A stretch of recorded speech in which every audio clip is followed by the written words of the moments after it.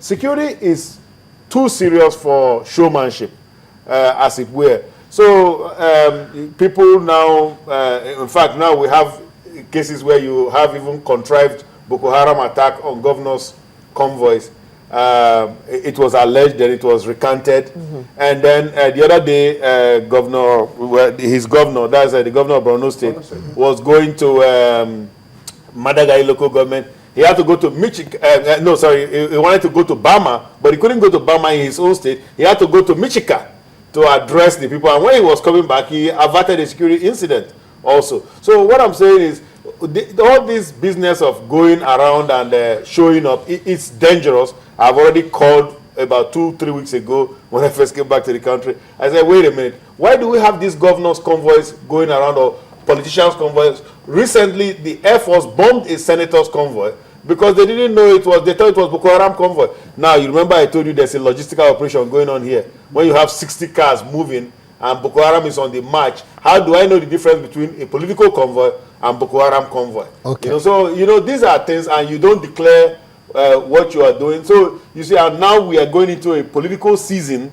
where politicians will say, yes, now we have to campaign and things like that. We got to move out. It is really very dangerous. So I don't think that all this business of visiting, going to pay a trip, that's how they went to Baga.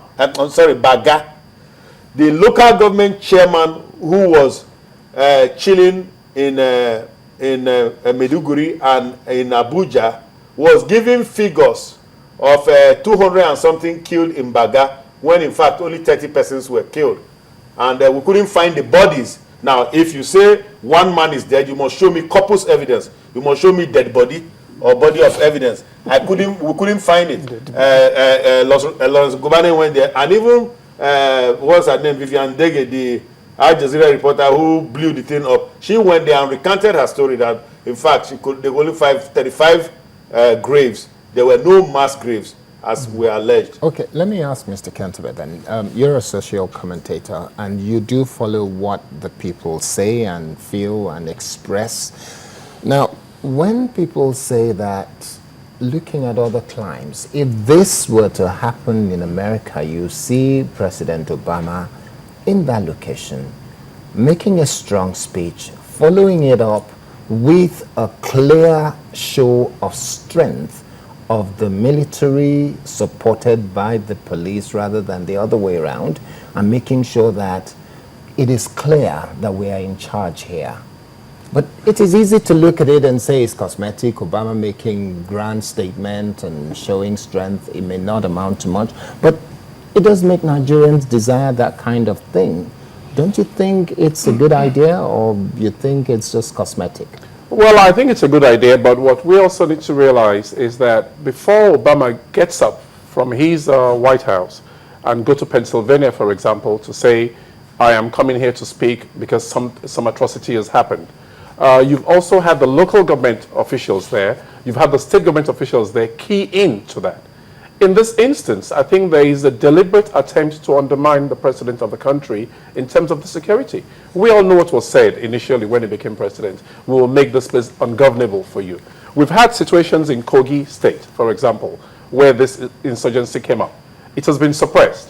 Why is it difficult to do that in these other northern states of Yobe, Adamawa, and Yola? My belief... Borno. My belief is that this is a deliberate attempt. These people go about in convoys. That means they have enough resources to buy vehicles. These people fuel their vehicles from somewhere. These people man their operations. These people are not ghosts. They come from somewhere. They come from a home. How difficult is it? We have state governments and local governments who also receive large sums of money in terms of security votes. Those are not the votes that you're using. You're saying you're rebuilding for 10 billion. No, I'll rebuild later on. Let's stop the insurgency now. Let's put that money into spreading our tentacles and trying to do some kind of investigative, look for investigative measures to see where these people are coming from. So for me, I believe that it is a deliberate attempt to undermine the president and this government to bring it down. And that shouldn't be the focus. We shouldn't kill our children because of politics. Okay, Which is, Otumba, let me just ask you, the federal government has said that the military would utilize modernized methods and fresh techniques to suppress the security problems in the country. I would like your comment on that. Equipment does not matter as far as I'm concerned, because security is everybody's business. Yeah. If we don't indoctrinate everybody about the security requirements, whether they bring 100 distance, nobody, it will not work. And that's the way I look at it. Though the equipments will work to some extent, but the human beings, the citizenry, have a big part to play, right, by disseminating information to the required quarters. So would I be right to assume that part of what you're saying, therefore, is that the people themselves in those 3 states in question are not giving enough information to the security agencies? They could be conniving. They may not connive, maybe not 100% will connive, but then they are afraid. They are scared, and even to see an army man near him, you know. Like I have a friend in Bono, who was a security man here in Lagos. He went back home. He said he cannot even, I think there are no communication system there in Bono. No, they cannot send messages out. No cell phones? Phones.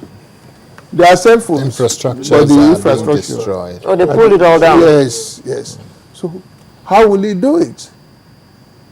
So those who are there, they are handicapped to send informations to the required quarters. And those informations are actually necessary for the military to do anything. Now, Ona, recently there's been talk between Nigeria and Cameroon, because it seems that when there's trouble in our borders here, they flee into Cameroon. And in fact, today's paper is talking about a possible showdown between Nigeria and Cameroon regarding this matter. How much cooperation do we need from Cameroon to be able to solve this problem? We need a lot of cooperation. Cameroon and France. Well, let me leave France for now. Let me just deal with Cameroon, my neighbor. We'll deal with France in terms of geopolitics. Take Niger, for example. Niger has been very cooperative with Nigerian security forces in terms of fresh pursuit of Boko Haram elements going into their country, in terms of identifying camps, in terms of raiding camps. There are camps over there. Now, Chad, the same thing. But Cameroon has been a different animal entirely. Cameroon has been very entrenched. In fact, in your program last week here, I said close the border with Cameroon, and I'm happy 2 days later the military announced that the northeastern border had been closed with Cameroon, and that was good. And at that foreign policy conference, that was something that came up also. DHQ announced at that event that the border, northeast border with Cameroon has closed. But what's happening now, and I told them, that when you close only northeast, there'll be seepage into Taraba, because you know, the border extends further down. If they can't come in this way, they'll come in this way. But now, having said that, and now of course people are crying that it's affecting the economies because you know those areas, they are so close. If you know the terrain, you'll see that it's the same that mountain, the mountainous region, the Sambisa, this whole area. Madagali local government, Goza local government, and then on the Cameroonian side is kind of fused. So it's in fact very difficult to even police it. But it's good. Let them even just make the symbolic gesture by saying the border has been closed. That will send somebody a signal that there's something serious going on here, that we will not allow you, because there have been cases where BH elements have fled into Cameroon and there is hot pursuit from Nigerian troops. They fire, the Cameroonian military will fire on Nigerian troops and tell them that they cannot enter their territory and they should go back. And then, of course, they say we will deal with it, and they never deal with nothing, because they enjoy the spoils of Boko Haram adventurism in Nigeria, even in terms of geopolitics, because it undermines us as a regional power. And, of course, they think that they can move in, they can benefit. Yeah. So, I mean, it's really very unfortunate. And these are things which we have seen and said for a long time.